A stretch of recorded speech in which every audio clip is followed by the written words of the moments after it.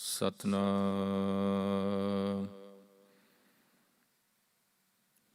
ਵਾਹਿਗੁਰੂ ਸਾਹਿਬ ਜੀ। ਬਿਰਥਾ ਕਹੂੰ ਕੌਣ ਸਿਉ ਮਨ ਕੀ, ਲੋਭ ਗ੍ਰਸਿਓ ਦਸਹੂੰ ਦਿਸ਼ ਧਾਵਤ। ਆਸਾ ਲਾਗਿਓ ਧਨ ਕੀ,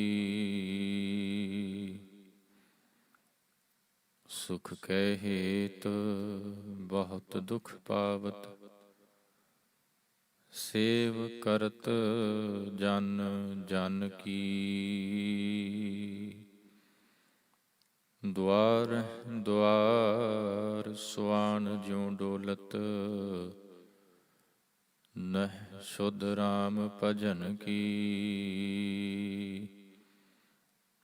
ਮਾਨਸ ਜਨਮ ਅਕਾਰਥ ਖੋਵਤ। ਲਾਜ ਨਾ ਲੋਕ ਹਸਣ ਕੀ, ਨਾਨਕ ਹਰ ਜਸ ਕਿਉ ਨਹੀਂ ਗਾਵਤ। ਕੁਮਤ ਬਿਨਾਸੈ ਤਨ ਕੀ, ਨਾਨਕ ਹਰ ਜਸ ਕਿਉ ਨਹੀਂ ਗਾਵਤ। ਕੁਮਤ ਬਿਨਾਸੈ ਤਨ ਕੀ, ਭੈ ਨਾਸਣ ਦੁਰਮਤ ਹਰਣ। ਕਲ ਮੈਂ ਹਰ ਕੋ ਨਾਮ,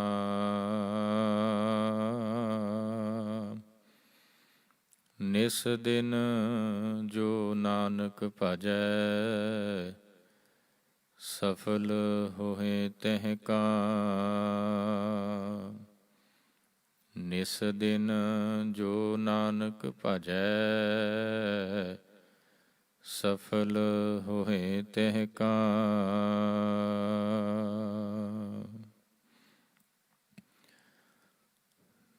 ਪਰਮ ਸਨਮਾਨਯੋਗ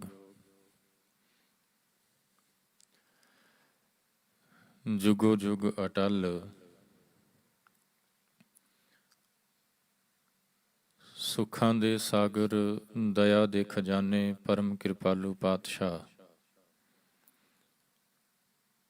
ਧੰਨ ਧੰਨ ਸਤਿਗੁਰੂ ਗੁਰੂ ਗ੍ਰੰਥ ਸਾਹਿਬ ਮਹਾਰਾਜ ਜੀ ਦੀ ਪਾਵਨ ਪਵਿੱਤਰ ਹਜ਼ੂਰੀ ਦਾ ਆਨੰਦ ਮਾਣ ਰਹੀ ਗੁਰੂ ਸਾਜੀ ਨਿਵਾਜੀ ਸਾਧ ਸੰਗਤ ਜੀ।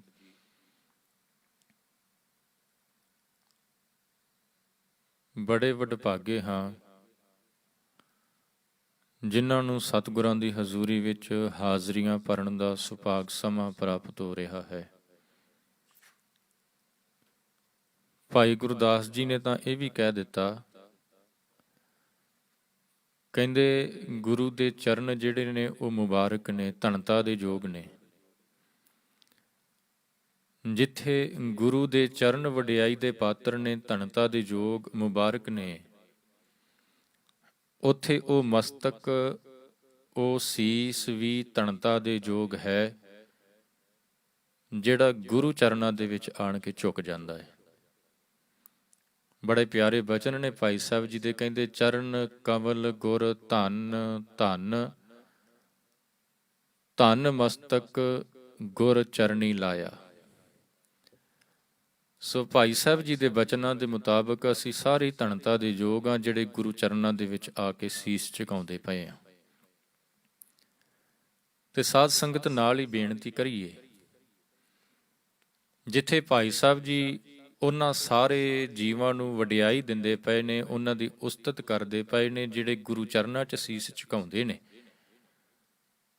ਉੱਥੇ ਨਾਲ ਹੀ ਆਪਾਂ ਇੱਕ ਅਰਜ਼ੋਈ ਕਰ ਦਈਏ ਗੁਰੂ ਚਰਨਾਂ ਦੇ ਵਿੱਚ ਸੀਸ ਝੁਕਾਉਂਦਿਆਂ ਹੋਇਆਂ ਕਿ ਹੇ ਮੇਰੇ ਮਾਲਕ ਕਿਰਪਾ ਕਰ, ਜਿੱਥੇ ਆਪ ਹੀ ਰਹਿਮਤ ਕਰਕੇ ਆਪਣੀ ਇਸ ਸੰਗਤ ਦੇ ਵਿੱਚ ਆਪਣੇ ਚਰਨਾਂ ਦੇ ਵਿੱਚ ਲੈ ਕੇ ਆਏ ਹੋ, ਉੱਥੇ ਕਿਤੇ ਆਪ ਜੀ ਦਾ ਉਪਦੇਸ਼ ਵੀ ਸਾਡੇ ਹਿਰਦੇ ਦੇ ਵਿੱਚ ਵਸ ਜਾਏ, ਤਾਂ ਕਿ ਸਾਡਾ ਝੁਕਾਇਆ ਹੋਇਆ ਸੀਸ, ਸਾਡਾ ਗੁਰੂ ਹਜ਼ੂਰੀ ਦੇ ਵਿੱਚ ਆਇਆ ਹੋਇਆ ਸਫਲਾ ਹੋ ਸਕੇ।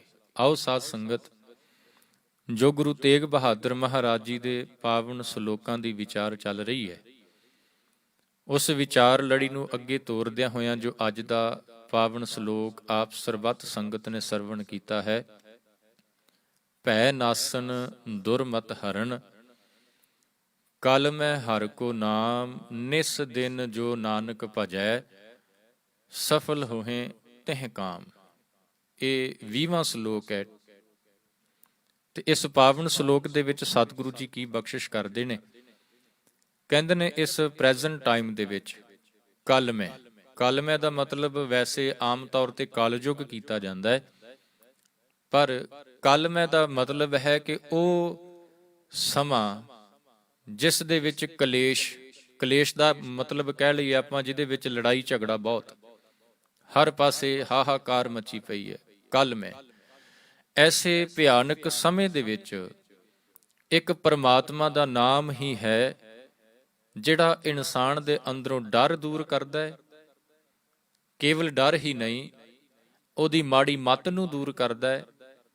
ਤੇ ਨਾਲ ਹੀ ਸਤਿਗੁਰਾਂ ਨੇ ਬਖਸ਼ਿਸ਼ ਕੀਤੀ, ਕਹਿੰਦੇ ਨਿਸ ਦਿਨ ਜੋ ਨਾਨਕ ਭਜੈ, ਜਿਹੜਾ ਵੀ ਉਸ ਪਰਮਾਤਮਾ ਦੇ ਨਾਮ ਨੂੰ ਭਜਦਾ ਹੈ, ਮਤਲਬ ਜਪਦਾ ਹੈ, ਜਿਹੜਾ ਉਹਦੀ ਯਾਦ ਵਿੱਚ ਜੁੜ ਜਾਂਦਾ ਹੈ, ਸਤਿਗੁਰੂ ਜੀ ਕਹਿੰਦੇ ਸਫਲ ਹੋਏ ਤਹਿ ਕਾਮ, ਉਸ ਦੇ ਸਾਰੇ ਕੰਮ ਸੰਪੂਰਨ ਹੋ ਗਏ। ਚਾਹੇ ਉਹ ਸੰਸਾਰਿਕ ਹੋਣ ਚਾਹੇ ਅਧਿਆਤਮਿਕ ਹੋਣ, ਸਾਰੇ ਕੰਮ ਸੰਪੂਰਨ ਉਸ ਇਨਸਾਨ ਦੇ ਜਿਹੜਾ ਪਰਮਾਤਮਾ ਦੀ ਯਾਦ ਵਿੱਚ ਜੁੜ ਗਿਆ। ਸਾਧ ਸੰਗਤ ਖਿਆਲ ਕਰਿਓ, ਗੁਰੂ ਗ੍ਰੰਥ ਸਾਹਿਬ ਮਹਾਰਾਜ ਜੀ ਦੀ ਬਾਣੀ ਪੜ੍ਹੋ। ਜਦੋਂ ਪਿਆਰ ਦੇ ਨਾਲ ਬੜੇ ਇਕਾਗਰ ਹੋ ਕੇ ਬਾਣੀ ਨੂੰ ਪੜ੍ਹਾਂਗੇ ਤਾਂ ਇਹ ਜਿਹੜਾ ਲਫ਼ਜ਼ ਸਤਿਗੁਰਾਂ ਨੇ ਯੂਜ਼ ਕੀਤਾ, ਇਹਨਾਂ ਦੁਰਮਤ, ਭੈ ਨਾਸਨ ਦੁਰਮਤ ਹਰਨ।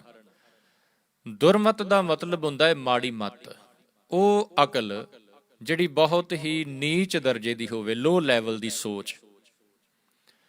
ਦੁਰਮਤ ਦੇ ਲਈ ਸਤਿਗੁਰਾਂ ਨੇ ਬਾਣੀ ਦੇ ਵਿੱਚ ਹੋਰ ਵੀ ਕੁਝ ਲਫ਼ਜ਼, ਹੋਰ ਵੀ ਕੁਝ ਵਰਡ ਯੂਜ਼ ਕੀਤੇ ਨੇ, ਜਿਸ ਤਰ੍ਹਾਂ ਕੁਮੱਤ ਬਿਨਾਸੇ ਤਨ ਕੀ। ਕੁਮੱਤ, ਜਿਵੇਂ ਗੁਰੂ ਤੇਗ ਬਹਾਦਰ ਮਹਾਰਾਜ ਜੀ ਦਾ ਬਚਨ ਪੜ੍ਹਦੇ ਆ ਨਾ ਆਪਾਂ, ਮਨ ਰੇ ਕੌਣ ਕੁਮੱਤ ਤੈਂ ਲੀਨੀ। ਕੁਮੱਤ ਦਾ ਮਤਲਬ ਹੈ ਮਾੜੀ ਮੱਤ, ਦੁਰਮਤ।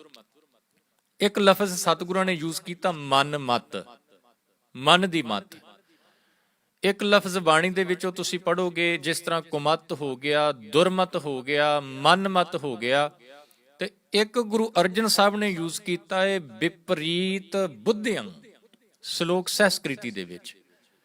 ਇਹ ਸਾਰੇ ਲਫ਼ਜ਼ ਯੂਜ਼ ਕਰਨ ਦਾ ਮਤਲਬ ਸਤਿਗੁਰੂ ਜੀ ਇਹੀ ਸਮਝਾਉਣਾ ਚਾਹੁੰਦੇ ਨੇ ਕਿ ਭਲਿਆ ਦੋ ਤਰ੍ਹਾਂ ਦੀ ਮੱਤ ਹੈ, ਦੋ ਤਰ੍ਹਾਂ ਦੀ ਮੱਤ ਹੈ। ਇੱਕ ਹੈ ਦੁਰਮਤ, ਜਿਸ ਨੂੰ ਕੁਮੱਤ ਵੀ ਕਹਿ ਦਈਏ, ਜਿਸ ਨੂੰ ਵਿਪਰੀਤ ਬੁੱਧਿਅੰ ਵੀ ਕਹਿ ਦਈਏ, ਜਿਸ ਨੂੰ ਮਨ ਮਤ ਵੀ ਕਹਿ ਦਈਏ। ਦੂਜੀ ਹੈ ਗੁਰਮਤ। ਬੜਾ ਫਰਕ ਹੈ ਦੋਨਾਂ ਦੇ ਵਿੱਚ, ਗੁਰਮਤ ਤੇ ਦੁਰਮਤ, ਇਹਨਾਂ ਦੋਨਾਂ ਦੇ ਵਿੱਚ ਜ਼ਮੀਨ ਅਸਮਾਨ ਦਾ ਫਰਕ ਹੈ। ਗੁਰਮਤ ਜਿਹੜੀ ਹੈ ਇਨਸਾਨ ਨੂੰ ਰੱਬ ਦੇ ਨਾਲ ਜੋੜੇਗੀ। ਗੁਰਮਤ ਜਿਹੜੀ ਹੈ ਇਨਸਾਨ ਦੇ ਅੰਦਰੋਂ ਡਰ ਖਤਮ ਕਰਕੇ, ਦੁਰਮਤ ਨੂੰ ਦੂਰ ਕਰਕੇ ਪ੍ਰਮਾਤਮਾ ਦੇ ਨਾਲ ਜੋੜੇਗੀ। ਪਰ ਜਿਹੜੀ ਦੁਰਮਤ ਹੈ ਉਹ ਇਨਸਾਨ ਨੂੰ ਪ੍ਰਮਾਤਮਾ ਦੇ ਨਾਲੋਂ ਤੋੜ ਕੇ ਵਿਕਾਰਾਂ ਦੇ ਵਿੱਚ ਫਸਾ ਕੇ ਉਹਦੇ ਜੀਵਨ ਨੂੰ ਵੇਸਟ ਕਰੇਗੀ। ਇਹ ਫਰਕ ਹੈ। ਤੇ ਸਤਿਗੁਰਾਂ ਨੇ ਇਸੇ ਕਰਕੇ ਵਾਰ-ਵਾਰ ਕਿਹਾ ਬਾਣੀ ਦੇ ਵਿੱਚ, ਕਹਿੰਦੇ ਤੂੰ ਗੁਰਮਤ ਧਾਰਨ ਕਰ। ਗੁਰੂ ਤੇਗ ਬਹਾਦਰ ਮਹਾਰਾਜ ਜੀ ਪੁਕਾਰ ਕੇ ਕਹਿੰਦੇ ਪਏ ਨੇ। ਹੁਣੇ ਸਤਿਗੁਰਾਂ ਦਾ ਸ਼ਬਦ ਆਸਾ ਕੀ ਵਾਰ ਦੇ ਵਿੱਚ, ਆਸਾ ਰਾਗ ਦੇ ਵਿੱਚੋਂ ਸਰਵਣ ਕੀਤਾ। ਪਾਤਸ਼ਾਹ ਜੀ ਕਹਿੰਦੇ ਬਿਰਥਾ ਕਹੋ ਕੌਣ ਸਿਉ ਮਨ ਕੀ। ਮੇਰੇ ਮਨ ਦੀ ਹਾਲਤ ਕੀ ਹੋ ਗਈ ਹੈ। ਹੁਣ ਇਸ ਹਾਲਤ ਨੂੰ ਕਹਿੰਦੇ ਮੈਂ ਕਿਹਦੇ ਅੱਗੇ ਬਿਆਨ ਕਰਾਂ। ਮੇਰਾ ਮਨ ਜਿਹੜਾ ਹੈ ਨਾ, ਉਹ ਬਹੁਤ ਹੀ ਐਸੀ ਮਤ ਨੂੰ ਧਾਰਨ ਕਰ ਚੁੱਕਾ ਹੈ ਜਿਹੜੀ ਦੁਰਮਤ ਹੈ। ਤੇ ਇਸ ਹਾਲਤ ਨੂੰ, ਇਸ ਸਿਚੁਏਸ਼ਨ ਨੂੰ ਮੈਂ ਕਿਹਦੇ ਅੱਗੇ ਬਿਆਨ ਕਰਾਂ। ਬਿਰਥਾ ਕਹੋ ਕੌਣ ਸਿਓ ਮਨ ਕੀ, ਕਿਹਦੇ ਅੱਗੇ ਜਾ ਕੇ ਮੈਂ ਆਪਣੀ ਇਸ ਹਾਲਤ ਨੂੰ ਦੱਸਾਂ ਕਿ ਮੇਰੀ ਮਤ, ਮੇਰੀ ਸੋਚ, ਮੇਰੀ ਅਕਲ ਬਹੁਤ ਮਾੜੀ ਹੋ ਗਈ ਹੈ। ਕਿਸ ਤਰ੍ਹਾਂ ਦੀ ਮਾੜੀ? ਕਹਿੰਦੇ ਲੋਭ ਗ੍ਰਸਿਓ ਦਸ ਹੂੰ ਦਿਸ ਧਾਵਤ, ਆਸਾ ਲਾਗਿਓ ਧਨ ਕੀ। ਬਸ ਇੱਕ ਹੀ ਖਿਆਲ ਮਨ ਦੇ ਵਿੱਚ ਹਰ ਸਮੇਂ ਬਣਿਆ ਰਹਿੰਦਾ ਹੈ ਕਿ ਪੈਸਾ, ਦੌਲਤ, ਧਨ ਆਉਣਾ ਚਾਹੀਦਾ ਹੈ, ਚਾਹੇ ਕਿਸੇ ਵੀ ਤਰੀਕੇ ਦੇ ਨਾਲ ਆਵੇ। ਇਤਨਾ ਲਾਲਚੀ ਹੋ ਗਿਆ ਮੇਰਾ ਮਨ ਕਿ ਇਹ ਮਨ ਧਨ ਤੋਂ ਇਲਾਵਾ, ਮਾਇਆ ਤੋਂ ਇਲਾਵਾ ਦੂਜੀ ਗੱਲ ਹੀ ਕੋਈ ਨਹੀਂ ਸੋਚਦਾ। ਤੇ ਜਦੋਂ ਜਿੱਥੇ ਲਾਲਚ ਆ ਗਿਆ, ਯਾਦ ਰੱਖਿਓ, ਲਾਲਚੀ ਬੰਦਾ ਕਿਸੇ ਦਾ ਮਿੱਤ ਨਹੀਂ ਜਿਉਂਦਾ। ਲਾਲਚੀ ਬੰਦਾ, ਲਾਲਚੀ ਇਨਸਾਨ ਕਿਸੇ ਦਾ ਮਿੱਤ ਨਹੀਂ ਜਿਉਂਦਾ। ਮਿੱਤ ਦਾ ਮਤਲਬ ਉਹ ਕਿਸੇ ਦੀ ਪਰਵਾਹ ਨਹੀਂ ਜੇ ਕਰਦਾ, ਚਾਹੇ ਕੋਈ ਉਹਦਾ ਮਿੱਤਰ ਹੀ ਕਿਉਂ ਨਾ ਹੋਵੇ। ਮਿੱਤਰ ਤਾਂ ਛੱਡੋ, ਪਰਿਵਾਰ ਦਾ ਕੋਈ ਮੈਂਬਰ ਹੀ ਕਿਉਂ ਨਾ ਹੋਵੇ। ਜਿੱਥੇ ਲਾਲਚ ਆ ਗਿਆ, ਲਾਲਚ ਉਸ ਨੂੰ ਇਤਨਾ ਕੋ ਅੰਨਾ ਕਰ ਦਿੰਦਾ ਹੈ ਕਿ ਭਰਾ ਦੇ ਕੋਲੋਂ ਭਰਾ ਦਾ ਮਰਡਰ ਵੀ ਕਰਵਾ ਸਕਦਾ ਹੈ ਲਾਲਚ। ਇਸੇ ਕਰਕੇ ਸਤਿਗੁਰਾਂ ਨੇ ਕਿਹਾ, ਸ਼ਲੋਕ ਵਾਰਾਂ ਤੇ ਵਧੇਕ ਪੜ੍ਹਿਓ ਗੁਰੂ ਗ੍ਰੰਥ ਸਾਹਿਬ ਮਹਾਰਾਜ ਦੇ ਵਿੱਚੋਂ। ਪਾਤਸ਼ਾਹ ਜੀ ਪਤਾ ਕੀ ਕਹਿੰਦੇ? ਕਹਿੰਦੇ ਲੋਭੀ ਕਾ ਵਿਸਾਹ ਨਾ ਕੀਚੈ। ਜਿਹੜਾ ਲਾਲਚੀ ਬੰਦਾ ਹੈ, ਸਤਿਗੁਰੂ ਜੀ ਕਹਿੰਦੇ ਉਹਦਾ ਵਿਸ਼ਵਾਸ ਨਾ ਕਰ। ਕਿਉਂ? ਕਿਉਂਕਿ ਅੰਤ ਕਾਲ ਤਿੱਥੈ ਤੁਹੈ ਜਿੱਥੇ ਹੱਥ ਨਾ ਪਾਏ। ਲੋਭੀ ਬੰਦੇ ਦਾ ਵਿਸ਼ਵਾਸ ਤੇ ਕਰਨਾ ਹੀ ਨਹੀਂ ਨਾ। ਉਹ ਲਾਲਚ ਦੇ ਵਿੱਚ ਫਸ ਕੇ ਅੱਜ ਨਹੀਂ ਤਾਂ ਕੱਲ ਤੁਹਾਡਾ ਨੁਕਸਾਨ ਜ਼ਰੂਰ ਕਰੇਗਾ। ਤੇ ਸਤਿਗੁਰੂ ਜੀ ਕਹਿੰਦੇ ਮੇਰੇ ਮਨ ਦੀ ਹਾਲਤ ਐਸੀ ਹੋ ਗਈ, ਐਸੀ ਮਾੜੀ ਮੱਤ ਇਸ ਮਨ ਨੇ ਧਾਰਨ ਕਰ ਲਈ ਹੈ। ਲੋਭ ਗਰਸਿਓ ਦਸ ਹੂੰ ਦਿਸ ਧਾਵਤ ਆਸਾ, ਲਾਗਿਓ ਧਨ ਕੀ ਸੁਖ ਕੈ ਹੇਤ ਬਹੁਤ ਦੁੱਖ ਪਾਵਤ। ਕਹਿੰਦੇ ਮਨ ਤਾਂ ਚਾਹੁੰਦਾ ਹੈ ਕਿ ਜੀਵਨ 'ਚ ਸੁੱਖ ਆਵੇ, ਪੈਸੇ ਦੇ ਵਿੱਚੋਂ ਸੁੱਖ ਪਾਉਣਾ ਚਾਹੁੰਦਾ ਹੈ, ਤੇ ਉਸ ਸੁੱਖ ਦੀ ਖਾਤਰ ਕਈਆਂ ਦੀ ਜਾ ਕੇ ਸੇਵਾ ਕਰਦਾ, ਕਈਆਂ ਦੇ ਅੱਗੇ ਜਾ ਕੇ ਝੁਕਦਾ ਪਿਆ ਏ, ਉਹਨਾਂ ਦੇ ਅੱਗੇ ਵੀ ਝੁਕ ਰਿਹਾ ਏ ਜਿਨ੍ਹਾਂ ਦੇ ਅੱਗੇ ਝੁਕਣ ਦੀ ਲੋੜ ਕੋਈ ਨਹੀਂ। ਦੁਆਰੈ ਦੁਆਰ ਸੁਆਣ ਜਿਉਂ ਡੋਲ, ਹਾਲਤ ਕਹਿੰਦੇ ਕੁੱਤੇ ਵਰਗੀ ਹੋ ਪਈ ਹੈ। ਜਿਸ ਤਰ੍ਹਾਂ ਇੱਕ ਕੁੱਤਾ ਰੋਟੀ ਦੇ ਟੁਕੜੇ ਬਦਲੇ ਕਦੇ ਕਿਸੇ ਦੇ ਦਰਵਾਜ਼ੇ ਅੱਗੇ ਜਾ ਕੇ ਖੜਾ ਹੁੰਦਾ ਹੈ, ਕਦੇ ਕਿਸੇ ਦੇ ਦਰਵਾਜ਼ੇ ਅੱਗੇ ਜਾ ਕੇ ਖੜਾ ਹੁੰਦਾ ਹੈ, ਐਸੀ ਹੀ ਹਾਲਤ ਮੇਰੀ ਹੋ ਚੁੱਕੀ ਹੈ। ਕਿਉਂ ਹੋ ਗਈ? ਕਿਉਂਕਿ ਇਸ ਮਨ ਨੇ ਦੁਰਮਤ ਧਾਰਨ ਕਰ ਲਈ ਹੈ, ਮਾੜੀ ਮੱਤ ਧਾਰਨ ਕਰ ਲਈ ਹੈ। ਤੇ ਉਸ ਮਾੜੀ ਮੱਤ ਦਾ ਨਤੀਜਾ ਕੀ ਨਿਕਲਿਆ? ਭਟਕਦਾ ਪਿਆ ਵਾ ਚਾਰੇ ਪਾਸੇ, ਟਿਕਾਈ ਕਿਤੇ ਨਹੀਂ ਜੀਵਨ ਦੇ ਵਿੱਚ। ਵਿਕਾਰਾਂ ਨੇ ਆਣ ਕੇ ਅੰਦਰ ਡੇਰਾ ਲਗਾ ਲਿਆ। ਕਿਤੇ ਕਾਮ ਆਣ ਕੇ ਹੈਵੀ ਹੋ ਜਾਂਦਾ ਹੈ ਸਰੀਰ ਦੇ ਉੱਤੇ, ਕਦੇ ਕ੍ਰੋਧ ਦੇ ਵਿੱਚ ਇਤਨਾ ਕੋ ਮੈਂ ਫਸ ਜਾਣਾ, ਇਤਨਾ ਕੋ ਹੈਵੀ ਹੋ ਜਾਂਦਾ ਹੈ ਕ੍ਰੋਧ ਮਨ ਦੇ ਉੱਤੇ ਕਿ ਪਤਾ ਨਹੀਂ ਲੱਗਦਾ ਕਿਹਦੇ ਅੱਗੇ ਕੀ ਬੋਲ ਰਹੇ ਹਾਂ, ਪਤਾ ਨਹੀਂ ਲੱਗਦਾ ਕਿ ਕਿਸ ਨੂੰ ਕੀ ਬੋਲਣਾ ਹੈ। ਗੁੱਸੇ ਦੇ ਵਿੱਚ, ਹੰਕਾਰ ਦੇ ਵਿੱਚ ਇਤਨਾ ਕੋ ਮਸਤ ਹੋ ਜਾਣਾ ਕਿ ਆਪਣੇ ਤੇ ਪਰਾਏ ਦੀ ਪਹਿਚਾਣ ਹੀ ਭੁੱਲ ਜਾਂਦੀ ਹੈ। ਇਹ ਦੁਰਮਤ ਹੈ, ਇਹ ਕੁਮਤ ਹੈ। ਸਤਿਗੁਰੂ ਜੀ ਗੁਰੂ ਤੇਗ ਬਹਾਦਰ ਮਹਾਰਾਜ ਕਹਿੰਦੇ ਭਲਿਆ ਤੂੰ ਇਸ ਮੱਤ ਨੂੰ ਛੱਡ, ਕਿਉਂਕਿ ਜਦੋਂ ਤੱਕ ਤੂੰ ਇਸ ਮੱਤ ਦੇ ਵਿੱਚ ਫਸਿਆ ਰਹੇਗਾ ਉਦੋਂ ਤੱਕ ਤੇਰੇ ਜੀਵਨ ਦੇ ਵਿੱਚ ਕੋਈ ਚੇਂਜ ਨਹੀਂ ਆਉਣ ਵਾਲਾ। ਇਸ ਦੁਰਮਤ ਨੇ ਤੈਨੂੰ ਬਹੁਤ ਹੀ ਨੀਵੇਂ ਪਾਸੇ ਲੈ ਕੇ ਜਾਣਾ ਹੈ, ਤੇਰੇ ਆਤਮਿਕ ਜੀਵਨ ਨੂੰ ਬਹੁਤ ਨੀਵਾਂ ਕਰ ਦੇਣਾ ਹੈ। ਤੈਨੂੰ ਐਸੀ ਦਲਦਲ ਦੇ ਵਿੱਚ, ਦਲਦਲ ਕਹਿ ਲਈਏ ਜੀ ਕੁਇਕ ਸੈਂਡ, ਐਸੀ ਦਲਦਲ ਦੇ ਵਿੱਚ ਇਸ ਦੁਰਮਤ ਨੇ ਫਸਾ ਦੇਣਾ ਹੈ ਜਿਸ ਦੇ ਵਿੱਚੋਂ ਤੂੰ ਨਿਕਲਣ ਦੀ ਕੋਸ਼ਿਸ਼ ਕਰੇਗਾ ਪਰ ਨਿਕਲ ਨਹੀਂ ਪਾਏਗਾ। ਜਿਤਨੀ ਕੋਸ਼ਿਸ਼ ਕਰੇਗਾ ਉਤਨਾ ਹੀ ਨੀਵਾਂ ਵਿੱਚ ਫਸਦਾ ਜਾਏਗਾ ਇਸ ਦੁਰਮਤ ਨੇ।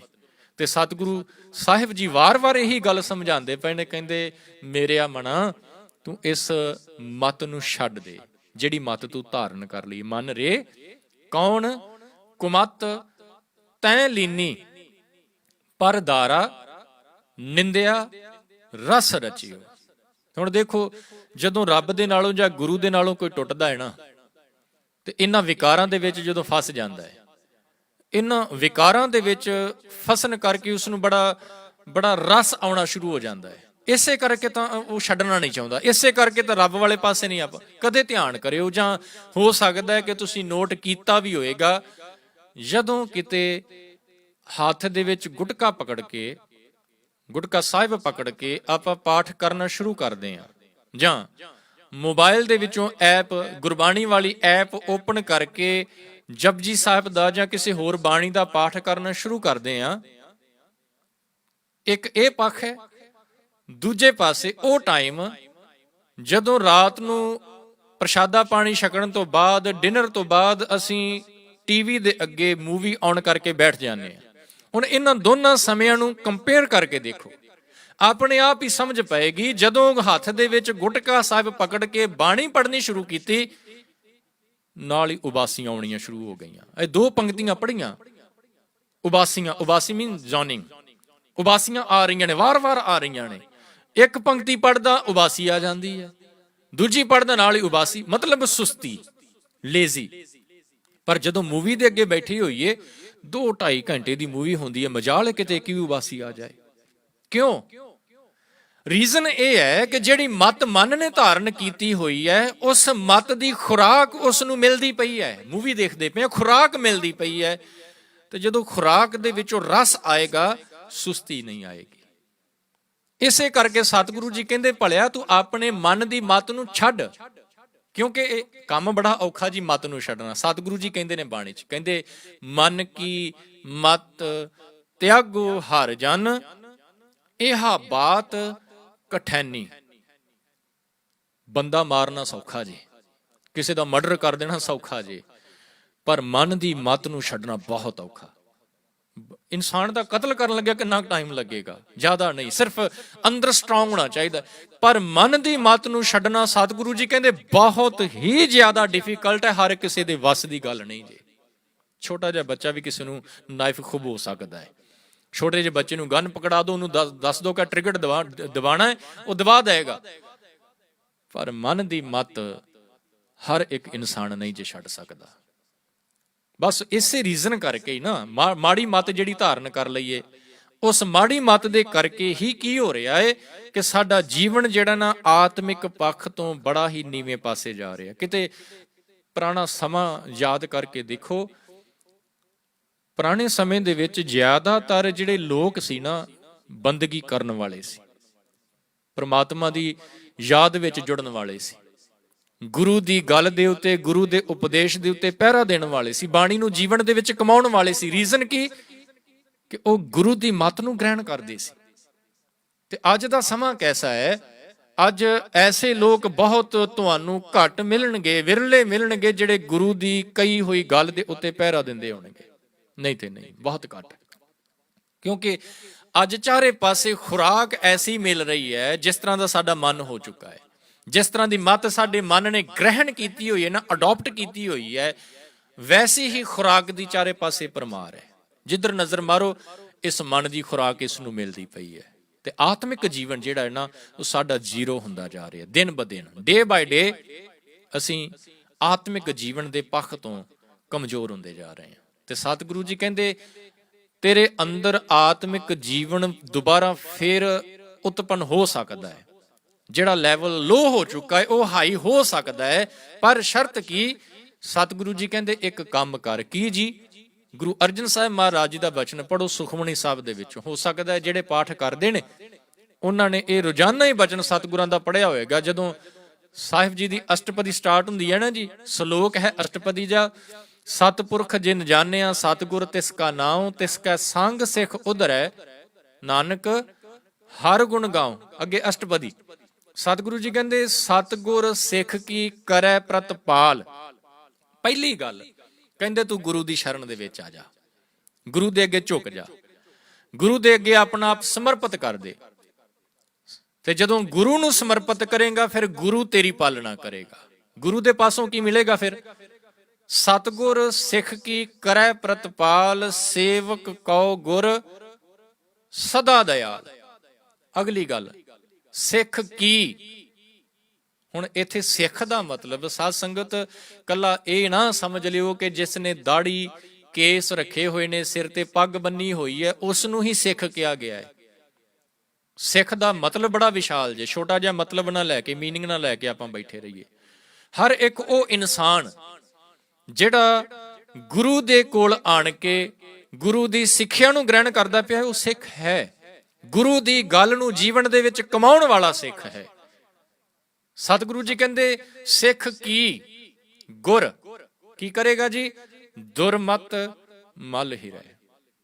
ਜਿਹੜੀ ਮਾੜੀ ਮੱਤ ਦੀ ਮੈਲ ਅੰਦਰ ਇਕੱਠੀ ਹੋਈ ਪਈ ਹੈ, ਉਸ ਨੂੰ ਗੁਰੂ ਦੂਰ ਕਰ ਦੇਗਾ। ਸਿੱਖ ਕੀ ਗੁਰ ਦੁਰਮਤ ਮਲ ਹੀ ਰਹਿ, ਗੁਰ ਬਚਨੀ ਹਰ ਨਾਮ ਉਚਰੈ। ਸਤਿਗੁਰ ਸਿੱਖ ਕੇ ਬੰਧਨ ਕਾਟੈ, ਗੁਰ ਕਾ ਸਿੱਖ ਵਿਕਾਰ ਤੇ ਹਟੈ। ਸਤਿਗੁਰ ਸਿੱਖ ਕਉ ਨਾਮ ਧਨ ਦੇ, ਗੁਰ ਕਾ ਸਿੱਖ ਵਡਭਾਗੀ ਹੈ। ਵਡਭਾਗੀ ਕੌਣ? ਸਾਡੀ ਨਜ਼ਰ ਦੇ ਵਿੱਚ what is the definition of a ਵਡਭਾਗੀ? Fortunate who has a big house, very nice car, then we say he's very fortunate. ਪਰ ਨਹੀਂ, ਸਤਿਗੁਰੂ ਜੀ ਕਹਿੰਦੇ ਨਹੀਂ, ਉਹ ਵਡਭਾਗੀ ਨਹੀਂ ਜਿਸ ਦੇ ਕੋਲ ਬੜਾ ਵੱਡਾ ਘਰ, ਬੜੀ ਮਹਿੰਗੀ ਕਾਰ, ਜਿਹੜਾ ਬੜੇ ਮਹਿੰਗੇ ਕੱਪੜੇ ਪਹਿਨਦਾ, ਉਹ ਵਡਭਾਗੀ ਨਹੀਂ। ਸਤਿਗੁਰੂ ਜੀ ਕਹਿੰਦੇ ਵਡਭਾਗੀ ਕੌਣ ਹੈ? ਉਹ ਇਨਸਾਨ ਜਿਸ ਨੂੰ ਗੁਰੂ ਦੇ ਪਾਸੋਂ ਨਾਮ ਦੀ ਦਾਤ ਮਿਲ ਗਈ, ਜਿਸ ਨੂੰ ਸਤਿਗੁਰ ਸਿੱਖ ਕੋ ਨਾਮ ਧਨ ਦੇ, ਜਿਸ ਨੂੰ ਨਾਮ ਦੀ ਦੌਲਤ ਗੁਰੂ ਦੇ ਪਾਸੋਂ ਮਿਲੀ, ਗੁਰ ਕਾ ਸਿੱਖ ਵਡਭਾਗੀ, ਉਹ ਵਡਭਾਗੀ ਹੈ। ਤੇ ਜਿਹੜਾ ਵਡਭਾਗੀ ਬਣ ਗਿਆ ਸਾਧ ਸੰਗਤ, ਉਹਦੀ ਦੁਰਮਤ ਜਿਹੜੀ ਹੈ ਨਾ ਉਹ ਦੂਰ ਹੋ ਜਾਏਗੀ, ਉਹ ਖਤਮ ਹੋ ਜਾਏਗੀ। ਉਹਦੇ ਅੰਦਰ ਦੁਰਮਤ ਨਹੀਂ ਰਹੇਗੀ, ਹੁਣ ਅੰਦਰ ਗੁਰਮਤ ਆ ਜਾਏਗੀ। ਗੁਰਮਤ ਉਹ ਮਤ ਜਿਹੜੀ ਗੁਰੂ ਦੀ ਹੈ। ਇਸੇ ਕਰਕੇ ਤਾਂ ਸਤਿਗੁਰੂ ਜੀ ਕਹਿੰਦੇ ਤੂੰ ਸੀਸ ਝੁਕਾ ਗੁਰੂ ਚਰਨਾਂ ਦੇ ਵਿੱਚ, ਤੇ ਨਾਲ ਹੀ ਬੇਨਤੀ ਕਰ ਕੀ ਕਿ ਗੁਰ ਕੀ ਮਤ ਤੂੰ ਲਿਹ ਆਨੇ। ਹੇ ਮੇਰੇ ਮਾਲਕ, ਤੂੰ ਆਪਣੀ ਮਤ ਮੇਰੇ ਅੰਦਰ ਭਰ ਦੇ, ਤੂੰ ਆਪਣੀ ਮਤ ਮੈਨੂੰ ਦੇ ਦੇ, ਮੇਰੀ ਇਸ ਝੋਲੀ ਦੇ ਵਿੱਚ, ਮੇਰੇ ਇਸ ਦਿਮਾਗ ਦੇ ਵਿੱਚ ਆਪਣੀ ਮਤ ਪਾ ਦੇ, ਤਾਂ ਕਿ ਮੈਂ ਆਪਣੇ ਜੀਵਨ ਨੂੰ ਸਫਲ ਬਣਾ ਸਕਾਂ। ਤੇ ਸਾਧ ਸੰਗਤ, ਜਿਹੜਾ ਦੁਰਮਤ ਦੇ ਵਿੱਚ ਫਸ ਗਿਆ ਨਾ, ਉਹਦਾ ਭਲਾ ਕਿਤੇ ਨਹੀਂ। ਤੇ ਜਿਹੜਾ ਗੁਰਮਤ ਗ੍ਰਹਿਣ ਕਰ ਗਿਆ, ਉਹਦੇ ਜੀਵਨ ਦੇ ਵਿੱਚ ਉਸ ਨੂੰ ਰੁਕਾਵਟ ਕੋਈ ਨਹੀਂ। ਉਹਦੇ ਜੀਵਨ ਦੇ ਵਿੱਚ ਕੋਈ ਰੁਕਾਵਟ ਦਾ ਮਤਲਬ ਇੱਥੇ ਵਿਕਾਰ, ਵਾਈਸਸ ਜਿਹੜੇ ਨੇ, ਕਾਮ, ਕ੍ਰੋਧ, ਲੋਭ, ਮੋਹ, ਹੰਕਾਰ, ਇਹ ਉਹਦੇ ਜੀਵਨ ਦੇ ਵਿੱਚ ਨਹੀਂ ਆਉਣਗੇ। ਜਿਸ ਨੇ ਗੁਰਮਤ ਨੂੰ ਧਾਰਨ ਕਰ ਲਿਆ। ਇੱਕ ਈਰਾਨ ਦੇ ਸੂਫੀ ਹੋਏ ਨੇ ਸ਼ੇਖ ਸ਼ਾਦੀ, ਉਹਨਾਂ ਨੇ ਇੱਕ ਬੜੀ ਪਿਆਰੀ ਵਾਰਤਾ ਦਾ ਜ਼ਿਕਰ ਕੀਤਾ। ਕਹਿੰਦੇ ਇੱਕ ਬੜਾ ਵਿਦਵਾਨ ਸੀ। ਵਿਦਵਾਨ ਦਾ ਮਤਲਬ ਆਪਾਂ ਕਹਿ ਲਈਏ ਜੀ ਟੀਚਰ ਕਹਿ ਲਈਏ, ਉਸਤਾਦ ਕਹਿ ਲਈਏ। ਇੱਕ ਬਾਦਸ਼ਾਹ ਨੇ ਉਸ ਵਿਦਵਾਨ ਟੀਚਰ ਨੂੰ ਆਪਣੇ ਮਹਿਲ ਦੇ ਵਿੱਚ ਬੁਲਾਇਆ ਤੇ ਨਾਲ ਹੀ ਕਹਿ ਦਿੱਤਾ ਕਿ ਜਿਸ ਤਰ੍ਹਾਂ ਤੁਸੀਂ ਬਾਕੀ ਵਿਦਿਆਰਥੀਆਂ ਨੂੰ, ਬਾਕੀ ਸਟੂਡੈਂਟਸ ਨੂੰ ਪੜ੍ਹਾਉਂਦੇ ਹੋ, ਸਿੱਖਿਆ ਦਿੰਦੇ ਹੋ, ਉਸੇ ਤਰ੍ਹਾਂ ਮੇਰੇ ਪੁੱਤਰ ਨੂੰ ਵੀ ਪੜ੍ਹਾਓ, ਉਹਨੂੰ ਵੀ ਸਿੱਖਿਆ ਦਿਓ। ਬਾਦਸ਼ਾਹ ਦਾ ਪੁੱਤਰ ਹੁਣ ਉਸ ਟੀਚਰ ਦੇ ਕੋਲ ਪੜ੍ਹਨ ਵਾਸਤੇ ਜਾਂਦਾ ਹੈ। ਤੇ ਸਾਧ ਸੰਗਤ, ਕੋਈ ਸਮਾਂ ਸੀ ਜਦੋਂ ਟੀਚਰ ਆਪਣੇ ਸਟੂਡੈਂਟਸ ਨੂੰ ਬੜੀ ਬੁਰੀ ਤਰ੍ਹਾਂ ਕੁੱਟਦੇ ਵੀ ਸੀ, ਮਾਰਦੇ ਵੀ ਸੀ, ਤਾਂ ਕਿ ਉਹਨਾਂ ਦਾ ਜੀਵਨ ਜਿਹੜਾ ਨਾ ਉਹ ਚੰਗਾ ਹੋ ਸਕੇ, ਉਹ ਐਸੇ ਜੀਵਨ ਦੇ ਵਿੱਚ ਤਜਰਬੇ ਜਿਹੜੇ ਨੇ ਉਹ ਸਿੱਖ ਸਕਣ, ਐਸਾ ਐਕਸਪੀਰੀਅੰਸ ਉਹਨਾਂ ਦੇ ਜੀਵਨ ਦੇ ਵਿੱਚ ਪੈਦਾ ਹੋ ਜਾਏ ਜਿਹਦੇ ਰਾਹੀਂ ਉਹ ਆਪਣੇ ਜੀਵਨ ਦੇ ਵਿੱਚ ਸਫਲਤਾ ਪ੍ਰਾਪਤ ਕਰ ਸਕਣ, ਉਹਨਾਂ ਨੂੰ ਅਸਫਲਤਾ ਦਾ ਸਾਹਮਣਾ ਨਾ ਕਰਨਾ ਪਵੇ। ਤੇ ਕਹਿੰਦੇ ਨੇ ਉਸ ਟੀਚਰ ਨੇ ਬਾਦਸ਼ਾਹ ਦੇ ਬੱਚੇ ਨੂੰ ਪੜ੍ਹਾਉਣਾ ਸ਼ੁਰੂ ਕੀਤਾ ਤੇ ਮਾਰਿਆ ਬੜਾ ਕਰਨਾ ਬਾਦਸ਼ਾਹ ਦੇ ਪੁੱਤਰ ਨੂੰ। ਬਾਕੀ ਜਿਹੜੇ ਸਟੂਡੈਂਟਸ ਨੇ ਉਹਨਾਂ ਦੇ ਕੰਪੈਰੀਜ਼ਨ ਦੇ ਵਿੱਚ ਬਾਦਸ਼ਾਹ ਦੇ ਪੁੱਤਰ ਨੂੰ ਜ਼ਿਆਦਾ ਕੁੱਟਿਆ ਕਰਨਾ, ਜ਼ਿਆਦਾ ਮਾਰਿਆ ਕਰਨਾ। ਉਹਨੇ ਬਰਦਾਸ਼ਤ ਬੜਾ ਕੀਤਾ ਬੱਚੇ ਨੇ, ਤੇ ਜਦੋਂ ਬਰਦਾਸ਼ਤ ਤੋਂ ਬਾਹਰ ਹੋ ਗਿਆ ਨਾ, ਫਿਰ ਉਹਨੇ ਜਾ ਕੇ ਆਪਣੇ ਪਿਤਾ ਜਿਹੜਾ ਬਾਦਸ਼ਾਹ ਸੀ ਉਸ ਨੂੰ ਸ਼ਿਕਾਇਤ ਕੀਤੀ। ਆਪਣੀ ਸ਼ਰਟ ਉਤਾਰ ਕੇ ਆਪਣਾ ਲੱਕ ਬੈਕ ਦਿਖਾਈ ਕਿ ਕਿਸ ਤਰ੍ਹਾਂ ਮੈਨੂੰ ਮੇਰਾ ਟੀਚਰ ਜਿਹੜਾ ਹੈ ਉਹ ਮਾਰਦਾ ਹੈ। ਬਾਦਸ਼ਾਹ ਨੂੰ ਵੀ ਗੁੱਸਾ ਆਇਆ ਤੇ ਨਾਲ ਇਹ ਵੀ ਕਹਿ ਦਿੱਤਾ ਕਿ ਬਾਕੀ ਸਟੂਡੈਂਟਸ ਨੂੰ ਇਤਨਾ ਨਹੀਂ ਮਾਰਿਆ ਜਾਂਦਾ ਜਿੰਨਾ ਮੈਨੂੰ ਮਾਰਿਆ ਜਾਂਦਾ ਹੈ, ਕੁੱਟਿਆ ਜਾਂਦਾ ਹੈ। ਬਾਦਸ਼ਾਹ ਨੇ ਟੀਚਰ ਨੂੰ ਬੁਲਾ ਲਿਆ ਤੇ ਪੁੱਛਿਆ, ਕਹਿੰਦਾ ਭਈ ਇਹ ਸ਼ਿਕਾਇਤ ਮੇਰੇ ਬੱਚੇ ਨੇ ਤੇਰੇ ਖਿਲਾਫ ਕੀਤੀ ਹੈ ਕਿ ਤੂੰ ਬੜਾ ਉਹਨੂੰ ਕੁੱਟਦਾ ਹੈ, ਬੜਾ ਮਾਰਦਾ ਹੈ। ਬਾਕੀਆਂ ਨੂੰ ਇੰਨਾ ਨਹੀਂ ਕੁੱਟਿਆ ਜਾਂਦਾ ਜਿੰਨਾ ਮੇਰੇ ਪੁੱਤਰ ਨੂੰ ਕੁੱਟਦਾ, ਕਿਉਂ? ਇਹ ਪੱਖਪਾਤ ਕਿਉਂ? ਇਹ ਡਿਫਰੈਂਸ ਕਿਉਂ? ਤੇ ਫਿਰ ਉਸ ਟੀਚਰ ਬੜਾ ਸਿਆਣਾ ਸੀ, ਉਹਨੇ ਇੱਕ ਗੱਲ ਕਹੀ ਬਾਦਸ਼ਾਹ ਨੂੰ। ਕਹਿਣ ਲੱਗੇ, ਬਾਦਸ਼ਾਹ, ਜਿਹੜੇ ਆਮ ਲੋਕ ਨੇ, ਜੇਕਰ ਕੋਈ ਆਮ ਇਨਸਾਨ ਕੋਈ ਗਲਤੀ ਕਰ ਦਿੰਦਾ ਹੈ ਤੇ ਉਹਦੀ ਕੀਤੀ ਹੋਈ ਗਲਤੀ ਦਾ ਬਾਕੀ ਸਮਾਜ ਦੇ ਉੱਤੇ ਕੋਈ ਬਹੁਤਾ ਅਸਰ ਨਹੀਂ ਪੈਂਦਾ, ਕੋਈ ਖਿਆਲ ਨਹੀਂ ਕਰਦਾ, ਕੋਈ ਨੋਟਿਸ ਨਹੀਂ ਕਰਦਾ ਉਹਦੀ ਕੀਤੀ ਹੋਈ ਗਲਤੀ ਨੂੰ। ਪਰ ਜਦੋਂ ਕੋਈ ਬਾਦਸ਼ਾਹ ਜਾਂ ਬਾਦਸ਼ਾਹ ਦਾ ਪੁੱਤਰ ਗਲਤੀ ਕਰਦਾ ਹੈ ਤੇ ਪੂਰੇ ਸਮਾਜ ਦੇ ਵਿੱਚ, ਪੂਰੀ ਸੁਸਾਇਟੀ ਦੇ ਵਿੱਚ, ਪੂਰੇ ਇਲਾਕੇ ਦੇ ਵਿੱਚ ਨੋਟਿਸ ਕੀਤੀ ਜਾਂਦੀ ਹੈ। ਜੇਕਰ ਕੋਈ ਬਾਦਸ਼ਾਹ ਦਾ ਪੁੱਤਰ ਹੋ ਕੇ ਗਲਤੀ ਕਰੇਗਾ, ਉਹਦੀ ਕੀਤੀ ਹੋਈ ਗਲਤੀ ਜਿਹੜੀ ਹੈ, ਹੋ ਸਕਦਾ ਹੈ ਕਿ ਉਹਦੀ ਗਲਤੀ ਤੋਂ ਕਈ ਹੋਰ ਇਨਸਪਾਇਰ ਹੋ ਕੇ ਸੇਮ ਗਲਤੀ ਰਿਪੀਟ ਕਰ ਦੇਣ। ਤੇ ਮੈਂ ਨਹੀਂ ਚਾਹੁੰਦਾ ਕਿ ਤੁਹਾਡਾ ਪੁੱਤਰ ਜਿਹੜਾ ਹੈ ਐਸੀ ਮਾੜੀ ਮੱਤ ਧਾਰਨ ਕਰੇ। ਮੈਂ ਨਹੀਂ ਚਾਹੁੰਦਾ ਕਿ ਤੁਹਾਡਾ ਬੱਚਾ ਜਿਹੜਾ ਹੈ ਐਸੀ ਮਾੜੀ ਸਿੱਖਿਆ ਨੂੰ ਆਪਣੇ ਅੰਦਰ ਧਾਰਨ ਕਰਕੇ ਬੈਠਾ ਰਵੇ। ਮੈਂ ਚਾਹੁੰਦਾ ਕਿ ਉਹਦਾ ਜੀਵਨ ਜਿਹੜਾ ਨਾ ਉਹ ਐਸਾ ਹੋਵੇ ਜਿਸ ਜੀਵਨ ਨੂੰ ਦੇਖ ਕੇ ਦੁਨੀਆ ਦੇ ਬਾਕੀ ਲੋਕ ਇਨਸਪਾਇਰ ਹੋ ਕੇ ਇਹ ਕਹਿਣ ਕਿ ਮੈਂ ਵੀ ਇਸ ਪੁੱਤਰ ਵਰਗਾ ਬਣਨਾ ਚਾਹੁੰਦਾ। ਇਸ ਕਰਕੇ ਤੁਹਾਡੇ ਬੱਚੇ ਨੂੰ ਜ਼ਿਆਦਾ ਕਸ਼ਟ ਚੱਲਣਾ ਪੈਂਦਾ। ਤੇ ਬਾਦਸ਼ਾਹ ਕਹਿੰਦੇ ਬੜਾ ਪ੍ਰਸੰਨ ਹੋਇਆ ਤੇ ਉਹਨੇ ਉਹਦੀ ਇਸ ਸੋਚ ਤੇ ਉਸ ਟੀਚਰ ਨੂੰ ਕੁਝ ਆਪਣੇ ਵੱਲੋਂ ਉਹਦਾ ਮਾਣ ਸਨਮਾਨ ਵੀ ਕੀਤਾ ਤੇ ਉਹਦੀ ਪਦਵੀ, ਉਹਦਾ ਸਟੇਟਸ ਵੀ ਇਨਕਰੀਜ਼ ਕਰ ਦਿੱਤਾ। ਤੇ ਸਾਧ ਸੰਗਤ, ਗੁਰੂ ਵੀ ਐਸਾ ਹੀ ਹੈ। ਗੁਰੂ ਨਹੀਂ ਚਾਹੁੰਦਾ ਕਿ ਮੇਰਾ ਪੁੱਤਰ, ਯਾਦ ਰੱਖਿਓ ਅੱਜ ਦਾ ਹੁਕਮਨਾਮਾ ਪੜ੍ਹ ਲਿਓ ਥੱਲੇ ਜਾ ਕੇ, ਹੁਣੇ ਅਰਦਾਸ ਤੋਂ ਬਾਅਦ ਗਿਆ ਨਹੀਂ ਜੀ ਤੁਹਾਨੂੰ ਹੁਕਮਨਾਮਾ ਸਰਵਣ ਕਰਾਉਣਗੇ, ਧਿਆਨ ਦਿਓ ਹੁਕਮਨਾਮੇ ਵੱਲ। ਪਾਤਸ਼ਾਹ ਜੀ ਪਤਾ ਕੀ ਕਹਿੰਦੇ? ਕਹਿੰਦੇ ਏਕ ਪਿਤਾ ਏਕਸ ਕੇ ਹਮ ਬਾਰਿਕ ਤੂੰ ਮੇਰਾ ਗੁਰਹਾਈ। ਅਸੀਂ ਸਾਰੇ ਇੱਕ ਪਿਤਾ ਦੇ ਪੁੱਤਰ ਹਾਂ। ਪਰਮਾਤਮਾ ਸਾਡਾ ਪਿਤਾ ਹੈ, ਗੁਰੂ ਸਾਡਾ ਪਿਤਾ ਹੈ, ਅਸੀਂ ਉਹਦੇ ਬੱਚੇ ਹਾਂ। ਤੇ ਗੁਰੂ ਪਿਤਾ ਨਹੀਂ ਚਾਹੁੰਦਾ ਕਿ ਮੇਰਾ ਬੱਚਾ ਜਿਹੜਾ ਹੈ ਉਹ ਮਾੜੀ ਮੱਤ ਧਾਰਨ ਕਰਕੇ ਆਪਣੇ ਜੀਵਨ ਨੂੰ ਵੇਸਟ ਕਰ ਲਏ। ਗੁਰੂ ਚਾਹੁੰਦਾ ਹੈ ਕਿ ਇਹਦੇ ਜੀਵਨ ਦੇ ਵਿੱਚ ਚੰਗੀ ਮੱਤ ਆ ਜਾਏ, ਚੰਗੀ ਸਿੱਖਿਆ ਆ ਜਾਏ। ਇਸੇ ਕਰਕੇ ਸਤਿਗੁਰੂ ਜੀ ਵਾਰ-ਵਾਰ ਕਈ ਨਾ ਜੀ ਕੁਐਸਚਨ ਕਰ ਦਿੰਦੇ ਨੇ ਕਿ ਗੁਰੂ ਗ੍ਰੰਥ ਸਾਹਿਬ ਦੇ ਵਿੱਚ ਨਾ ਰੈਪੀਟੇਸ਼ਨ ਬੜਾ ਹੈ। ਉਹਦਾ ਰੀਜ਼ਨ ਹੀ ਇਹ ਹੈ ਕਿ ਸਤਿਗੁਰੂ ਜੀ ਵਾਰ-ਵਾਰ ਸਾਨੂੰ ਹਰ ਇੱਕ ਗੱਲ ਦੇ ਉੱਤੇ ਐਮਫਸਾਈਜ਼ ਕਰਦੇ ਪਏ ਨੇ ਕਿ ਭਲਿਆ ਇਹ ਤੇਰੇ ਜੀਵਨ ਦੇ ਵਿੱਚ ਕਮੀ ਹੈ ਤੇ ਇਸ ਕਮੀ ਨੂੰ ਦੂਰ ਕਰ। ਵਾਰ-ਵਾਰ ਯਾਦ ਦਿਵਾਉਂਦੇ ਨੇ, ਵਾਰ-ਵਾਰ ਯਾਦ ਦਿਵਾਉਂਦੇ ਨੇ ਤਾਂ ਕਿ ਚੰਗੀ ਗੱਲ ਜਿਹੜੀ ਹੈ ਉਹ ਸਾਡੇ ਅੰਦਰ ਵਸ ਸਕੇ। ਤੇ ਸਾਧ ਸੰਗਤ, ਸਤਿਗੁਰੂ ਗੁਰੂ ਤੇਗ ਬਹਾਦਰ ਮਹਾਰਾਜ ਵੀ ਇਹੀ ਗੱਲ ਸਮਝਾਉਂਦੇ ਨੇ। ਭਗਤ ਜੈਦੇਵ ਜੀ ਦਾ ਇੱਕ ਪਦਾ ਹੈ ਗੂਜਰੀ ਰਾਗ ਦੇ ਵਿੱਚ, ਉਹਦੇ ਵਿੱਚ ਵੀ ਭਗਤ ਜੀ ਨੇ ਇਹੀ ਗੱਲ ਸਮਝਾਈ। ਪਤਾ ਕੀ ਕਹਿੰਦੇ? ਕਹਿੰਦੇ ਇੱਕ ਕੰਮ ਕਰ, ਜੇਕਰ ਤੂੰ ਚਾਹੁੰਦਾ ਹੈ ਕਿ ਤੇਰਾ ਜੀਵਨ ਸਫਲ ਹੋਏ ਤੇ ਫਿਰ ਕੀ ਕਰ? ਕਹਿੰਦੇ ਤਜ ਸਕਲ ਦੁਹਕ੍ਰਿਤ ਦੁਰਮਤੀ ਭਜ ਚੱਕਰ ਧਰ ਸ਼ਰਨੰ। ਤਜ ਦਾ ਮਤਲਬ ਹੁੰਦਾ ਹੈ ਛੱਡ ਦੇਣਾ। ਸਕਲ ਦਾ ਮਤਲਬ ਸਾਰੇ। ਦੁਹਕ੍ਰਿਤ ਦਾ ਮਤਲਬ ਹੈ ਮਾੜੇ ਕੰਮ। ਦੁਰਮਤੀ ਦਾ ਮਤਲਬ ਹੈ ਮਾੜੀ ਅਕਲ। ਸਾਰੇ ਮਾੜੇ ਕੰਮ ਛੱਡ ਦੇ, ਮਾੜੀ ਸੋਚ, ਮਾੜੇ ਫੁਰਨੇ ਛੱਡ ਦੇ। ਕਰ ਕੀ? ਭਜ ਚੱਕਰ ਧਰ ਸ਼ਰਨੰ। ਚੱਕਰ ਧਰ ਦਾ ਮਤਲਬ ਹੈ ਜੀ ਉਹ ਪ੍ਰਮਾਤਮਾ ਜਿਹੜਾ ਆਲ ਪਾਵਰਫੁਲ, ਸਰਬ ਸ਼ਕਤੀਮਾਨ, ਚੱਕਰ ਧਰ, ਜਿਹਦੇ ਹੱਥ ਵਿੱਚ ਕਹਿੰਦੇ ਸ਼ਸਤਰ ਹੈ, ਸ਼ਕਤੀਸ਼ਾਲੀ। ਚੱਕਰ ਧਰ ਸ਼ਰਨੰ, ਉਹਦੀ ਸ਼ਰਨ ਦੇ ਵਿੱਚ ਚਲਾ ਜਾ, ਉਹਦੀ ਜਾਹ ਦੇ ਵਿੱਚ ਜੁੜ ਜਾ। ਤੇ ਜਦੋਂ ਉਹਦੀ ਜਾਹ ਦੇ ਵਿੱਚ ਜੁੜੇਗਾ ਫਿਰ ਕੀ ਹੋਏਗਾ? ਗੁਰੂ ਤੇਗ ਬਹਾਦਰ ਮਹਾਰਾਜ ਕਹਿੰਦੇ ਉਹ ਪ੍ਰਮਾਤਮਾ ਭੈ ਨਾਸਣ, ਤੇਰਾ ਡਰ ਤੇਰੇ ਅੰਦਰੋਂ ਖਤਮ ਕਰ ਦੇ। ਹਰ ਇੱਕ ਤਰ੍ਹਾਂ ਦਾ ਸੰਸਾਰਿਕ ਡਰ ਵੀ ਤੇ ਮੌਤ ਦਾ ਡਰ ਵੀ ਖਤਮ ਕਰ ਦੇਗਾ ਪ੍ਰਮਾਤਮਾ। ਭੈ ਨਾਸਣ ਦੁਰਮਤ ਹਰਨ, ਤੇਰੀ ਮਾੜੀ ਮਤ ਜਿਹੜੀ ਤੂੰ ਧਾਰਨ ਕਰਕੇ ਬੈਠ ਗਿਆ ਨਾ, ਕਿਸੇ ਦੀ ਨਿੰਦਿਆ ਕਰਨੀ, ਚੁਗਲੀ ਕਰਨੀ, ਈਰਖਾ ਕਰਨੀ, ਕਿਸੇ ਦੇ ਪ੍ਰਤੀ ਮਾੜਾ ਮਨ ਦੇ ਵਿੱਚ ਸੋਚਣਾ, ਇਹ ਮਾੜੀ ਮਤ ਸਾਰੀ ਖਤਮ ਹੋ ਜਾਏਗੀ। ਭੈ ਨਾਸਣ ਦੁਰਮਤ ਹਰਨ ਕੱਲ ਮੈਂ ਹਰ ਕੋ ਨਾਮ। ਪ੍ਰਮਾਤਮਾ ਦਾ ਨਾਮ ਹੀ ਇਹ ਕੰਮ ਕਰ ਸਕਦਾ ਹੈ।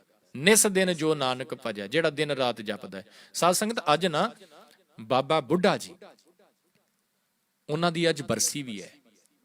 ਬਾਬਾ ਬੁੱਢਾ ਜੀ, ਉਹਨਾਂ ਦੀ ਅੱਜ ਬਰਸੀ ਵੀ ਹੈ। ਤੇ ਯਾਦ ਰੱਖਿਓ ਬਾਬਾ ਬੁੱਢਾ ਜੀ ਦੀ ਟੋਟਲ ਏਜ ਜਿਹੜੀ ਹੈ 125 ਈਅਰ, 125 ਸਾਲਾਂ ਦੀ ਉਮਰ ਬਾਬਾ ਬੁੱਢਾ ਜੀ ਦੀ। ਤੇ 125 ਸਾਲਾਂ ਦੇ ਵਿੱਚੋਂ 113 ਸਾਲ ਗੁਰੂ ਘਰ ਦੀ ਸੇਵਾ ਕੀਤੀ ਬਾਬਾ ਬੁੱਢਾ ਜੀ ਨੇ। ਨਿਸ ਦਿਨ ਜੋ ਨਾਨਕ ਭਜੈ। ਤੇ ਜਦੋਂ ਐਸੀ ਸੇਵਾ ਕੀਤੀ, ਗੁਰੂ ਅਰਜਨ ਸਾਹਿਬ ਨੇ ਐਸਾ ਸਤਿਕਾਰ, ਐਸਾ ਮਾਣ ਸਨਮਾਨ ਬਾਬਾ ਬੁੱਢਾ ਜੀ ਨੂੰ ਦਿੱਤਾ। ਜਦੋਂ ਮਾਤਾ ਗੰਗਾ ਜੀ ਨੇ ਬੇਨਤੀ ਕੀਤੀ ਨਾ, ਸਤਿਗੁਰੂ ਜੀ ਆਪ ਤਾਂ ਸਾਰਿਆਂ ਦੀਆਂ ਝੋਲੀਆਂ ਭਰਨ ਵਾਲੇ ਹੋ, ਕਿਰਪਾ ਕਰੋ ਇਸ ਝੋਲੀ ਦੇ ਵਿੱਚ ਵੀ ਦਾਤ ਦਿਓ, ਦਾਤ ਪਾਓ। ਤੇ ਗੁਰੂ ਅਰਜਨ ਸਾਹਿਬ ਨੇ ਬਾਬਾ ਬੁੱਢਾ ਜੀ ਨੂੰ ਵਡਿਆਈ ਦਿੰਦਿਆਂ ਕਿਹਾ ਹੋਇਆ, ਮਾਤਾ ਜੀ ਜੇਕਰ ਮਨ ਦੀ ਇੱਛਾ ਪੂਰਨ ਕਰਨੀ ਹੈ ਬਾਬਾ ਬੁੱਢਾ ਜੀ ਦੇ ਕੋਲੋਂ ਅਰਦਾਸ ਕਰਵਾਓ। ਤੇ ਕੀਤੀ ਬਾਬਾ ਬੁੱਢਾ ਜੀ ਨੇ। ਬਾਬਾ ਬੁੱਢਾ ਜੀ ਨੇ ਅਰਦਾਸ ਕੀਤੀ ਗੁਰੂ ਅਰਜਨ ਸਾਹਿਬ ਮਹਾਰਾਜ ਜੀ ਦੇ ਘਰ, ਮਾਤਾ ਗੰਗਾ ਜੀ ਦੇ ਘਰ ਗੁਰੂ ਹਰਗੋਬਿੰਦ ਸਾਹਿਬ ਮਹਾਰਾਜ ਜੀ ਦਾ ਪ੍ਰਕਾਸ਼ ਹੁੰਦਾ ਹੈ। ਤੇ ਸਾਧ ਸੰਗਤ, ਬਾਬਾ ਬੁੱਢਾ ਜੀ ਐਸੀ ਸ਼ਖਸੀਅਤ ਨੇ ਜਿਨ੍ਹਾਂ ਨੇ ਆਪਣੇ ਜੀਵਨ ਦੇ ਵਿੱਚ ਵਨ ਐਂਡ ਓਨਲੀ, ਬਾਬਾ ਬੁੱਢਾ ਜੀ ਕੇਵਲ ਇੱਕ ਐਸੇ ਮਹਾਂਪੁਰਖ ਨੇ ਜਿਨ੍ਹਾਂ ਨੇ ਆਪਣੇ ਜੀਵਨ ਦੇ ਵਿੱਚ 8 ਗੁਰੂ ਸਾਹਿਬਾਨਾਂ ਦੇ ਦੀਦਾਰ ਕੀਤੇ, ਦਰਸ਼ਨ ਕੀਤੇ। 8, ਉਹਨਾਂ ਤੋਂ ਇਲਾਵਾ ਹੋਰ ਕੋਈ 8 ਗੁਰੂ ਸਾਹਿਬਾਨਾਂ ਦੇ ਦਰਸ਼ਨ ਨਹੀਂ ਜੀ ਕਰ ਪਾਇਆ। 8 ਗੁਰੂ ਸਾਹਿਬਾਨ ਉਹ ਜਿਹੜੇ ਗੁਰੂ ਬਣ ਚੁੱਕੇ ਸੀ ਜਾਂ ਅਜੇ ਉਹਨਾਂ ਦਾ ਪ੍ਰਕਾਸ਼ ਹੋਇਆ ਸੀ, ਗੁਰਗੱਦੀ ਅਜੇ ਮਿਲਣੀ ਸੀ, ਪ੍ਰਕਾਸ਼ ਹੋਇਆ ਸੀ, ਗੁਰਗੱਦੀ ਮਿਲਣੀ ਸੀ। 8 ਗੁਰੂ ਸਾਹਿਬਾਨਾਂ ਦਾ ਦੀਦਾਰ ਬਾਬਾ ਬੁੱਢਾ ਜੀ ਨੇ ਕੀਤਾ। ਤੇ ਐਸੀ ਬਖਸ਼ਿਸ਼, ਐਸੀ ਵਡਿਆਈ ਮਿਲੀ ਕਿੱਥੋਂ? ਨਿਸ ਦਿਨ ਜੋ ਨਾਨਕ ਭਜੈ ਸਫਲ ਹੋਏ ਤਿਹ ਕਾਮ। ਉਹ ਜਿਹੜਾ ਆਪਣੀ ਜ਼ਿੰਦਗੀ ਦੇ ਵਿੱਚ ਹਰ ਸਮੇਂ ਰੱਬ ਨੂੰ ਯਾਦ ਰੱਖਦਾ ਹੈ, ਸਤਿਗੁਰੂ ਜੀ ਕਹਿੰਦੇ ਉਹਦੇ ਸਾਰੇ ਕੰਮ ਸੰਪੂਰਨ ਹੋ ਜਾਂਦੇ ਨੇ, ਆਤਮਿਕ ਵੀ, ਸੰਸਾਰਿਕ ਕੰਮਾਂ ਦੇ ਵਿੱਚ ਰੁਕਾਵਟ ਕੋਈ ਨਹੀਂ ਜੇ ਪੈਂਦੀ। ਕਬੀਰ ਸਾਹਿਬ ਨੇ ਤਾਂ ਇਸੇ ਕਰਕੇ ਕਿਹਾ। ਕੀ ਕਹਿੰਦੇ ਕਬੀਰ ਸਾਹਿਬ? ਕਹਿੰਦੇ ਕਬੀਰ ਕਾਮ ਪਰੇ ਹਰ ਸਿਮਰੀਐ ਐਸਾ ਸਿਮਰੋ ਨਿਤ। ਜਦੋਂ ਲੋੜ ਪੈਂਦੀ, ਸਾਡੀ ਹਾਲਤ ਜਦੋਂ ਲੋੜ ਪੈਂਦੀ ਹੈ ਉਦੋਂ ਰੱਬ ਨੂੰ ਯਾਦ ਕੀਤਾ ਜਾਂਦਾ ਹੈ। ਪਰ ਕਬੀਰ ਸਾਹਿਬ ਕਹਿੰਦੇ ਏਦਾਂ ਨਾ ਕਰ, ਹਰ ਸਮੇਂ ਉਸ ਨੂੰ ਯਾਦ ਕਰ। ਹਰ ਸਮੇਂ ਯਾਦ ਕਰੇਗਾ ਫਿਰ ਕੀ ਹੋਏਗਾ? ਐਸਾ ਸਿਮਰੋ ਨਿਤ, ਐਵਰੀ ਟਾਈਮ। ਨਿਤ ਮੀਨਸ ਹਰ ਸਮੇਂ। ਅਮਰਾਪੁਰ ਬਾਸਾ ਕਰੋ ਹਰ ਗਿਆ ਬਹੋਰੈ ਬਿਤ। ਤੈਨੂੰ ਤੇਰੇ ਜੀਵਨ ਦੀ ਮੰਜ਼ਿਲ ਮਿਲ ਜਾਏਗੀ। ਜਿਹੜੀ ਅੰਦਰੋਂ ਗੁਰਮਤ ਚਲੀ ਗਈ ਹੈ, ਦੁਰਮਤ ਨੇ ਥਾਂ ਲੈ ਲਈ। ਜਦੋਂ ਫਿਰ ਨਿਸ ਦਿਨ ਭਜੇਗਾ, ਯਾਦ ਕਰੇਗਾ, ਦੁਰਮਤ ਚਲੀ ਜਾਏਗੀ, ਗੁਰਮਤ ਆ ਜਾਏਗੀ। ਸੋ ਸਾਧ ਸੰਗਤ, ਗੁਰੂ ਚਰਨਾਂ ਦੇ ਵਿੱਚ ਬੇਨਤੀ ਕਰੀਏ, ਜਿਹੜੀ ਮੈਂ ਆਰੰਭ ਦੇ ਵਿੱਚ ਬੇਨਤੀ ਕੀਤੀ ਨਾ ਕਿ ਭਾਈ ਗੁਰਦਾਸ ਜੀ ਨੇ ਕਿਹਾ ਚਰਨ ਕਮਲ ਗੁਰ ਧਨ ਧਨ, ਧਨ ਮਸਤਕ ਗੁਰ ਚਰਨੀ ਲਾਇਆ। ਤੇ ਨਾਲ ਹੀ ਅਗਲੀ ਗੱਲ ਭਾਈ ਸਾਹਿਬ ਜੀ ਨੇ ਬੜੀ ਪਿਆਰੀ ਕਹੀ, ਕਹਿੰਦੇ ਧੰਨ ਧੰਨ ਗੁਰ ਉਪਦੇਸ਼ ਹੈ। ਗੁਰੂ ਦਾ ਉਪਦੇਸ਼, ਗੁਰੂ ਦੀ ਸਿੱਖਿਆ, ਉਹ ਵੀ ਧਨਤਾ ਦੇ ਯੋਗ ਹੈ। ਕਿਉਂ? ਕਿਉਂਕਿ ਜੀਵਨ ਨੂੰ ਚੇਂਜ ਕਰ ਦਿੰਦੀ ਹੈ। ਧੰਨ ਧੰਨ ਗੁਰ ਉਪਦੇਸ਼ ਹੈ। ਧੰਨ ਰਿਦਾ, ਰਿਦਾ ਮਤਲਬ ਹਰਟ, ਸਾਡਾ ਦਿਲ, ਸਾਡਾ ਮਨ। ਧੰਨ ਰਿਦਾ ਗੁਰ ਮੰਤਰ ਵਸਾਇਆ। ਕਹਿੰਦੇ ਉਹ ਹਿਰਦਾ ਵੀ ਧਨਤਾ ਯੋਗ ਵਡਿਆਈ ਦਾ ਪਾਤਰ ਹੈ ਜਿਸ ਹਿਰਦੇ ਦੇ ਵਿੱਚ ਗੁਰੂ ਦਾ ਉਪਦੇਸ਼ ਵਸ ਗਿਆ। ਸਤਿਗੁਰੂ ਜੀ ਕਿਰਪਾ ਕਰਨ ਕਿ ਤੇ ਇਹ ਉਪਦੇਸ਼ ਸਾਡੇ ਹਿਰਦੇ ਵਿੱਚ ਵਸ ਸਕੇ ਜੀ, ਤਾਂ ਕਿ ਸਾਡੇ ਅੰਦਰੋਂ ਦੁਰਮਤ ਦੂਰ ਹੋ ਜਾਏ, ਗੁਰੂ ਦੀ ਮੱਤ ਗ੍ਰਹਿਣ ਕਰ ਲਈਏ, ਤਾਂ ਕਿ ਆਇਆ ਹੋਇਆ ਸਫਲਾ ਹੋ ਸਕੇ। ਵਿਚਾਰਾਂ ਕਰਦਿਆਂ ਹੋਈਆਂ ਭੁੱਲਾਂ ਦੀ ਖਿਮਾ ਗੁਰੂ ਅਤੇ ਸੰਗਤ ਬਖਸ਼ਣ ਯੋਗ ਹੈ, ਬਖਸ਼ ਲੈਣਾ ਜੀ। ਬੁਲਾਓ ਫਤਿਹ। ਵਾਹਿਗੁਰੂ ਜੀ ਕਾ ਖਾਲਸਾ, ਵਾਹਿਗੁਰੂ ਜੀ ਕੀ ਫਤਿਹ।